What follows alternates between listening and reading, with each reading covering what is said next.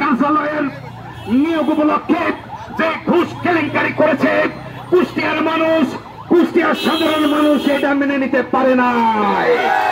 আপনারা দেখেছেন গত রাতে ওই পরীক্ষার্থীর হাতে টাকা নিয়ে ঘরের ভিতর মুখস্থ করাচ্ছিল, সাংবাদিক কুষ্টিয়ার জনতা হাতে হাতে ধরে ফেলেছে।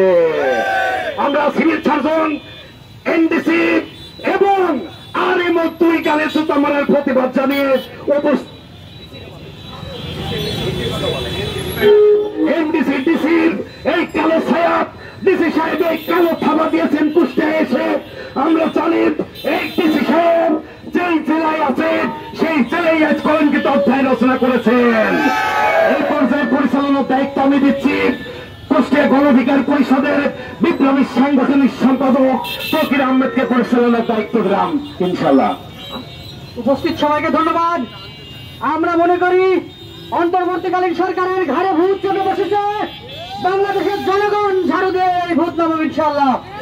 আপনারা সবাই জানেন সিভিল সার্জনের যে নিয়োগের বিজ্ঞাপন দেওয়া হয়েছিল, বিদায় 2 বছর পরে সুষ্ঠু নিয়োগের আশা নিয়ে বাংলাদেশে কুষ্টিয়ার ছাত্রছাত্রীরা অংশগ্রহণ করেছিল, কিন্তু কুষ্টিয়ার বিখ্যাত কুখ্যাত আরএমও তার বাসায় সবচেয়ে বেশি হাত আছে বর্তমান যারা উপদেষ্টাতে বহাল আছে তারা। এই উপদেষ্টাদের ঘাড়ে কালো ভূত বসেছে, ঝাড়ু দিয়ে উপদেষ্টাদের ঘাড় থেকে আমরা ভূত নামাবো এবং এই ভূত নামানোর ক্ষেত্রে গণ অধিকার পরিষদ অগ্রণী ভূমিকা পালন করবে। এখন বক্তব্য রাখবেন শ্রমিক অধিকার পরিষদ কুষ্টিয়া জেলা শাখার সম্মানিত সভাপতি মিলন মালিত ভাই। ঘোষণা চলবে না, চাঁদাবাজি চলবে না, ঘোষণা ঘোষণা। আসসালামু আলাইকুম। বাংলাদেশ শ্রমিক অধিকার পরিষদ কুষ্টিয়া জেলা শাখার পক্ষ থেকে সকল নেতা কর্মীকে আন্তরিক শুভেচ্ছা অভিনন্দন। এখানে আমরা দাঁড়িয়ে আছি দুর্নীতি এবং ঘুষের বিরুদ্ধে। এই ঘুষের দাতা হচ্ছে ডক্টর ইউনূস এবং আমাদের কুষ্টিয়া ডিসি এনডিসি আরএম। আপনাদের একটা কথা বলে দিতে চাই, ছাত্র জনতার উপর রক্তের উপর দাঁড়িয়ে আপনারা নিয়োগ পেয়েছেন। এই নিয়োগের সাথে যদি দুর্নীতি করেন আপনাদের বিরাট চামড়া থাকবে না। বারবার একটা কথা রাজপথে আমাদের নামতে হয় কেন? আপনারা দুর্নীতি করেন কি জন্য?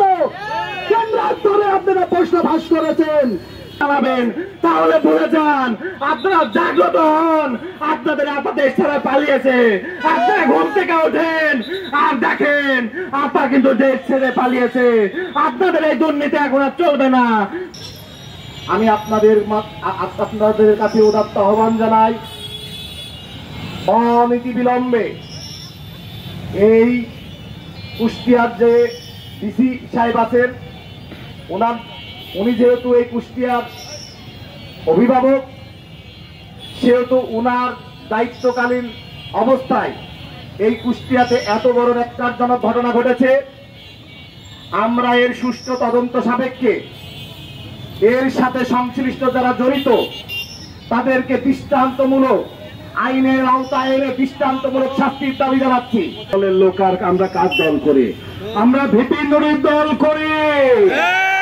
শেখ হাসিনা ভিপি নুরকে কোটি কোটি টাকা এমপি ক্ষমতা দিতে চেয়েও আমরা এই দুর্নীতি করি নাই। দুর্নীতিবাদ ডিসিকে বলে দিতে চাই, আপনি যে দুর্নীতি করছেন ভিপি নুরের সৈনিক কিন্তু সারা বাংলাদেশে আজকে টেকটপ থেকে তেতুলিয়া, রূপসা থেকে পাথুরিয়া পর্যন্ত গণ অধিকার পরিষদের পতাকা আজকে পথ পথ করে উঠছে। তাই আপনারা যে দুর্নীতির মেপ করেছেন আপনাদের পিঠের চামড়ে একটারও থাকবে না।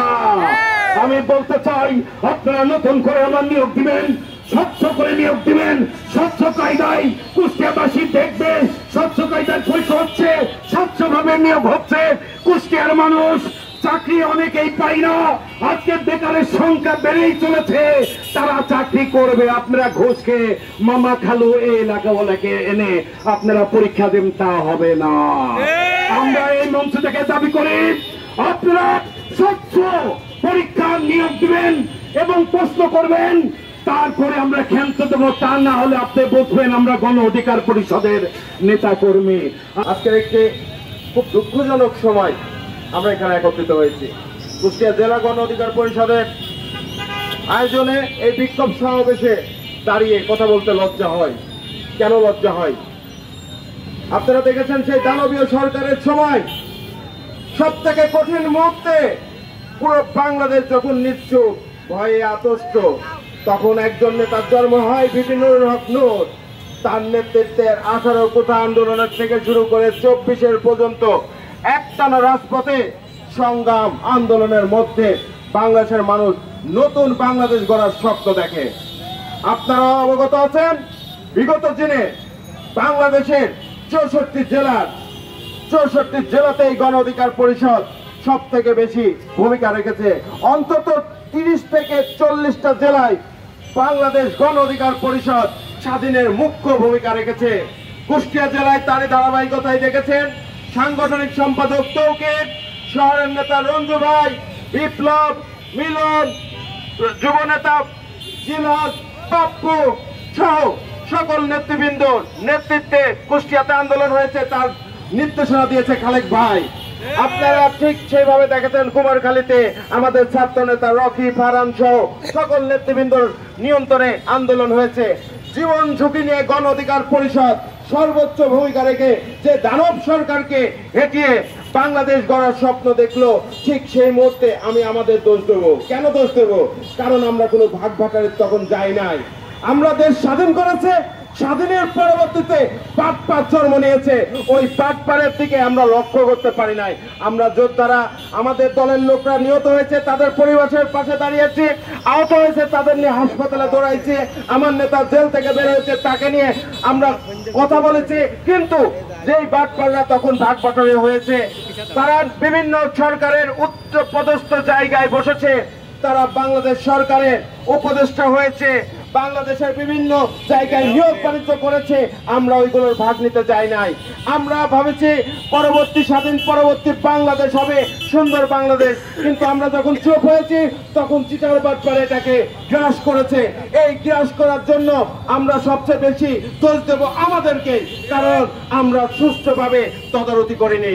আমরা যুদ্ধ করেছে, আমরা জীবন দিয়েছি, রক্ত দিয়েছি, যুদ্ধ পরবর্তী নিজেদেরকে আবার আমাদের কর্মে ব্যস্ত রেখেছি, রাজপথের সংগ্রাম করেছি, কিন্তু আমরা ভাগ বাটোয়ারায় যাই নাই।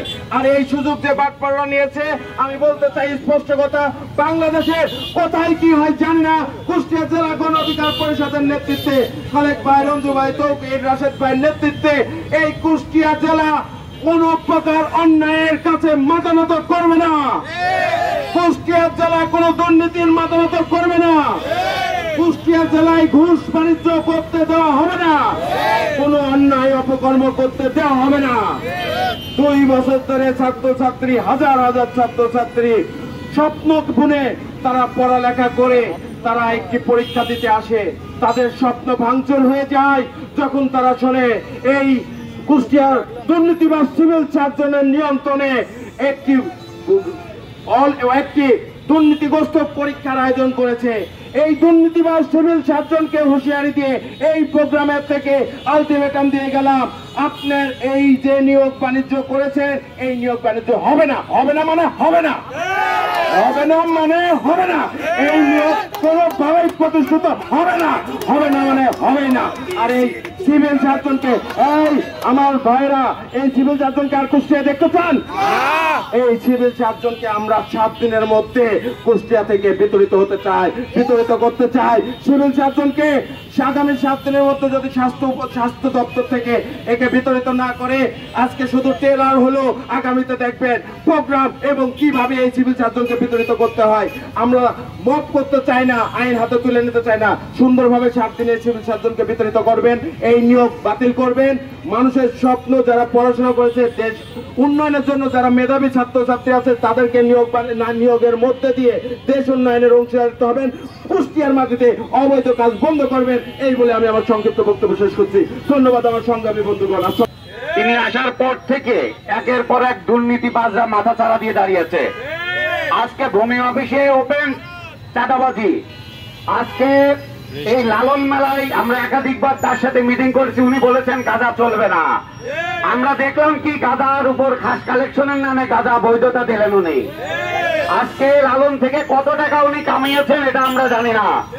মন্ত্রণালয় থেকে 90 লক্ষ টাকা বাজেট ছিল, তারপরেও উনি খাস কালেকশনের নামে গাঁজার লাইসেন্স দিয়েছেন। আজকে আরএমও, সিভিল সার্জন সহ সংশ্লিষ্ট যারা আজকে এই পুকুর ডুবি না ছাগল ডুবি বলে যেই নিয়োগ বাণিজ্যের নামে তামাশা করেছেন, সারা বাংলাদেশ, সারা মিডিয়া এগুলো দেখেছে। আপনাদের জ্ঞাতার্থে বলতে চাই, আপনারা হয়তো বড় শক্তির উপর ভর করে কুষ্টিয়া 2 নাম্বারি করার চেষ্টা করছেন। আপনাদের সতর্ক করে দিয়ে বলতে চাই, কুষ্টিয়ার মাটিতে আপনারা যেখানে অনিয়ম করবেন, যেখানে আপনারা অসঙ্গতি করবেন, যেখানেই বৈষম্য করবেন, সেখানেই বাংলাদেশ গণ অধিকার কুষ্টিয়া জেলা শাখা আপনাদের প্রতিহত করবে।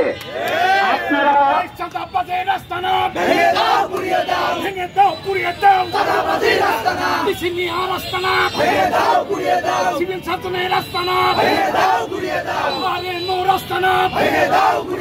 আজকে আপনারা নিয়োগ বাণিজ্যের জন্য খুব ইন্টারেস্টেড। আপনারা হসপিটালে গেলে আমার একটা মা বোন সেবা পায় না। আমার একটা ভাই কথায় আরেমো তখন হুশ থাকে না আরেমো সাহেবের, ওই বাটপার তার বাসায় নিয়ে অ্যাম্বুলেন্সে করে তার মনোনীত 15 থেকে 30 লাখ টাকা পর্যন্ত লেনদেনের কন্ডিশনে সে তার বাসায় পরীক্ষা নিয়েছে। এই নিয়োগ তাকে বাতিল করতে হবে, জেলা প্রশাসনকে এই নিয়োগ বাতিল করতে হবে এবং এই দুর্নীতিবাজ এই নিয়োগের সাথে যারা সম্পৃক্ত আছেন প্রত্যেকটা লোকের এই কুষ্টিয়া থেকে পোস্টিং করেন অথবা তাদেরকে সাসপেন্ড করতে হবে। আমরা কুষ্টিয়াবাসী এই দুর্নীতিবাজদের দেখতে চাই না। জনগণের অধিকার নিয়ে সিনেমিনি খেলবেন না। এই জনগণ যখন জেগে উঠবে আপনাদের ওই শক্তি আর কোনো কাজে আসবে না। আপনার থেকে 1000 গুণ শক্তি নিয়ে এই বিগত সরকার, ফ্যাসিস্ট সরকার এই দেশে পরিচালনা করার চেষ্টা করেছে, এইরকম দুর্নীতি করেছে। আপনারা জনগণের নামে তামাশা করবেন না। আপনারা যারা সরকারের কর্মচারী তারা কর্মচারী হিসাবে পরিচয় দেন। আপনারা জনগণের প্রভু হিসাবে পরিচয় দিলে টিকতে পারবেন না। 24-এর পরবর্তী বাংলাদেশে আমরা যে হ্যাডাম দেখাই, হ্যাডাম এখন আর বাংলায় চলবে না। আমি আমার কুষ্টিয়া জেলা গণ অধিকার অঙ্গ সংগঠনের সবাইকে ধন্যবাদ জানাই। আজকে আমরা অন্যায়ের বিরুদ্ধে প্রতিবাদে দাঁড়িয়েছি এবং আমাদের দলের প্রধান, আমাদের প্রাণপুরুষ, বাংলাদেশের অকুতভয় সৈনিক বিবি নুরুল হক নূর 18 সালে এরকম শক্তি, এই অপশক্তির বিরুদ্ধে আজ পর্যন্ত তিনি নেতৃত্ব দিয়ে যাচ্ছেন। তিনি জীবন বাজি রেখে বাংলাদেশকে একটা সঠিক জায়গায় নেওয়ার চেষ্টা করছেন। আমরা তার সহকর্মী হিসাবে কুষ্টিয়া জেলা ঘুষ, দুর্নীতি যত অফিসার আছে তার বিরুদ্ধে আমরা রুখে দাঁড়াবো। তার বিরুদ্ধে আমাদের যুদ্ধ ঘোষণা থাকবো। প্রয়োজন আমাদের জীবন দেব, তবুও অন্যায় অফিসার এই কুষ্টিয়ার মাটিতে হতে দেব না। আমি সবাইকে ধন্যবাদ জানিয়ে আমার সংক্ষিপ্ত বক্তব্য শেষ করছি। আসসালামু আলাইকুম। সাধারণ সম্পাদক আব্দুল খালেক ভাইকে এখন সমাপনী বক্তব্য রাখবেন গণ অধিকার পরিষদ